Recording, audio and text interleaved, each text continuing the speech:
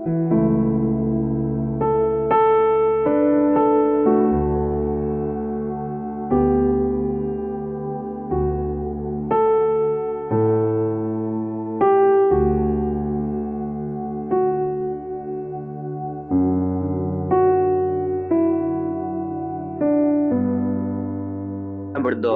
Tuhan kami mau berdoa, kami serahkan renungan ini dalam tangan-Mu.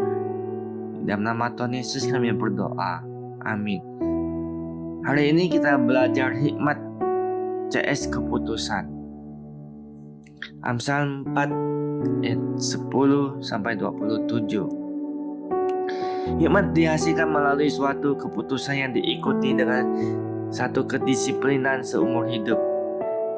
Tidak mengherankan dalam ayat ini kita melihat sang ayah menasihati dan mendorong sang anak untuk terus berpegang pada didikan hikmat dan tidak boleh melepaskannya. Ayat 13. Karena begitu penting untuk berpegang pada hikmat, sang ayah berulang kali meminta si anak untuk belajar berjalan di dalam hikmat. Pentingnya pengulangan nasihat ini adalah karena orang fasik yang selalu berusaha membuat orang lain tersandung. Mereka tidak dapat tidur jika tidak mencelakai orang lain. Jika tidak berhati-hati, orang benar pun bisa terjatuh mengikuti jalan orang fasik. Pentingnya hikmat dapat dilihat dari keuntungan yang didapat. Misalnya tahun hidup orang berhikmat akan menjadi banyak. Hikmat akan membuat orang bebas melangkah terus dan tidak terhambat.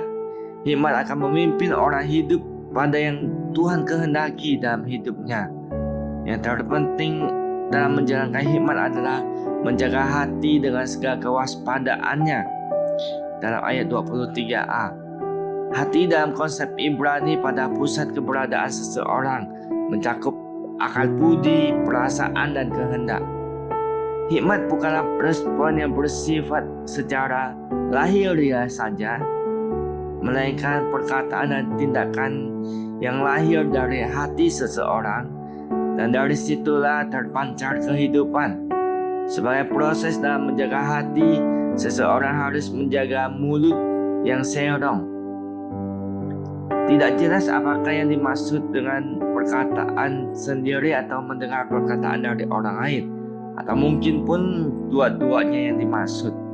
Termasuk dalam nasihat ini jangan menyebar kelaliman, dusta, mengumpat, dan perbantahan. Sesungguhnya orang yang dapat menjaga lidahnya adalah orang yang sempurna, yang dapat mengendalikan seluruh tubuhnya. Tidak mudah untuk memilih jalan hikmat karena godaan dari orang fasik yang begitu besar.